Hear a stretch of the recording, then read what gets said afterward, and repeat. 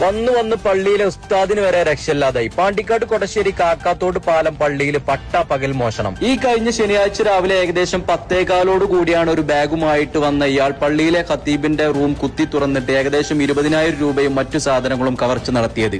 അസ്സലാമു അലൈക്കും വറഹ്മത്തുള്ളാഹി. പ്രിയപ്പെട്ട സഹോദരന്മാരെ, ഒരു 10:15 സമയത്ത് ഞാനിവിടെ പള്ളിയിലുള്ള സമയത്ത്, ഞാൻ പള്ളിയിലെ ഖത്തീബാണ്. ഞാൻ എല്ലാ സമയത്ത് എന്റെ റൂം കൂട്ട് തുറന്നുകൊണ്ട് അതിലുള്ള ഒരു സംഖ്യ പറഞ്ഞാല് ചെറിയ സംഖ്യയല്ല, ഒരു 10-20,000 അടുത്തുള്ള ഒരു സംഖ്യ പോയിട്ടുണ്ട്. അതുപോലെ ഒരു ഹെഡ്സെറ്റ് പോയിട്ടുണ്ട്.